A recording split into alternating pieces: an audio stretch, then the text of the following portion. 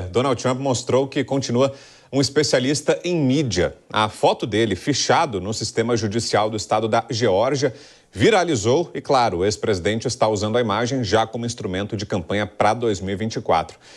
Marcelo Favalli, nosso editor de internacional, está aqui no estúdio. Ô Favalli, não dá para dizer que seja uma manobra surpreendente de Trump, né? Boa noite. Boa noite, Vitor Brown. Boa noite a todo mundo que nos ouve, que nos assiste. Isso foi surpresa para 0 pessoas, né? Precisa lembrar que o Donald Trump se tornou presidente dos Estados Unidos, mas ele era um agente da televisão, alguém que construiu a sua carreira no show business, né? Tinha os empreendimentos da família Trump, mas ele se torna internacionalmente famoso por meio de programas da televisão. E ele sempre soube usar muito bem para onde ele olha para a câmera. Olha isso aqui, ó. E também o nunca mais do Donald Trump não é tanto tempo assim. O que eu quero dizer?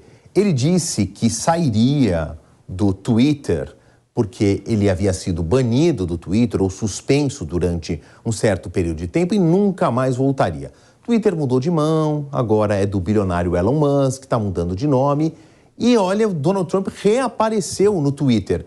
Ele execrou tanto o Twitter e outras mídias às quais ele também foi suspenso, que ele criou a própria rede social, Truth.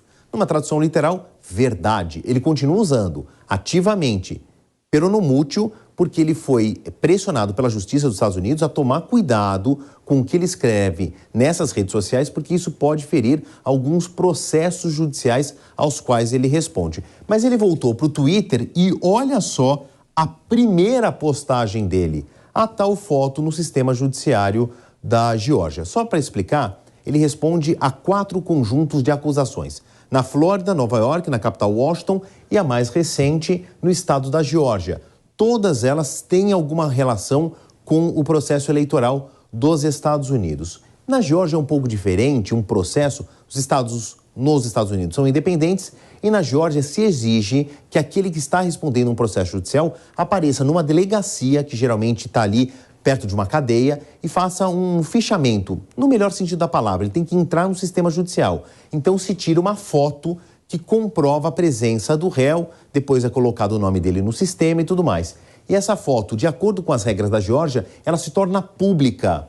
E o Donald Trump e os outros 18 acusados de réu, todos tiveram a sua foto publicada pelo sistema judicial da Geórgia. É claro que a mais interessante de todas é a do Donald Trump. Tanto que nos Estados Unidos tem uma expressão chamada mugshot, que é a foto que você põe, por exemplo, estampa na caneca, porque ela tem esse formato aqui mais quadrado do que retangular. E o Donald Trump coloca aqui esse site que ele reativa e acredite se quiser. Ele pegou essa imagem, que é domínio público, estampou em camisetas, em produtos e está vendendo. Inclusive, o dinheiro vai ser revertido, segundo ele, para a campanha. E olha, faço aqui uma aposta, a gente pode estar vendo o surgimento do slogan da campanha Trump 2024.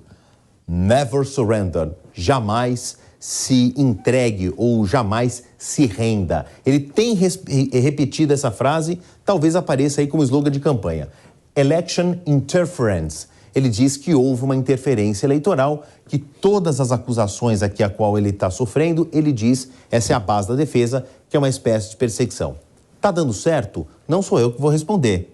É a Siena College, que é um respeitadíssimo instituto de pesquisa nos Estados Unidos, principalmente para a corrida eleitoral presidencial. Olha, esses números são fresquinhos, tá? Tá aqui, ó, 25 de agosto.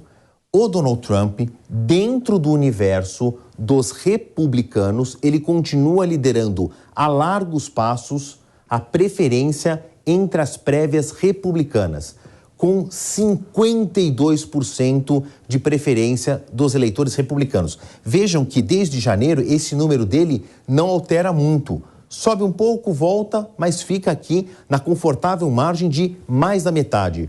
O Ron DeSantis, atual governador do estado da Flórida, só cai. Eles estavam meio que empatadinhos aqui em janeiro.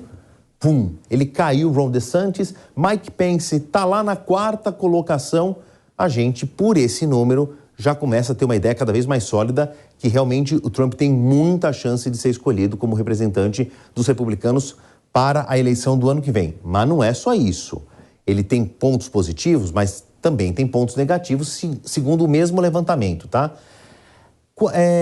a popularidade nacional entre republicanos e democratas, ou seja, o americano médio que vai votar no final do ano que vem. 56% dos entrevistados desaprovam, enquanto 40% são favoráveis a Donald Trump.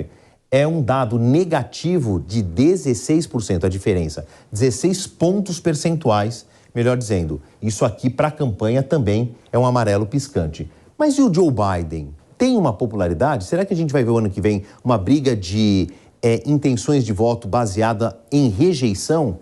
Aqui, ó, desaprovação do Joe Biden, 53%, também é alta contra 41% dos americanos ouvidos que aprovam o Joe Biden. Então, é uma diferença de 12 pontos percentuais entre essas duas margens aqui. Ou seja, a gente tem dois pré-candidatos com muita clareza que podem chegar a ser escolhidos pelos seus partidos, mas que tem muita rejeição. A gente já viu essa novela, não só nos Estados Unidos como aqui no Brasil. Bom, faz parte do jogo democrático. A eleição é só o ano que vem, ainda está na fase da escolha dos candidatos.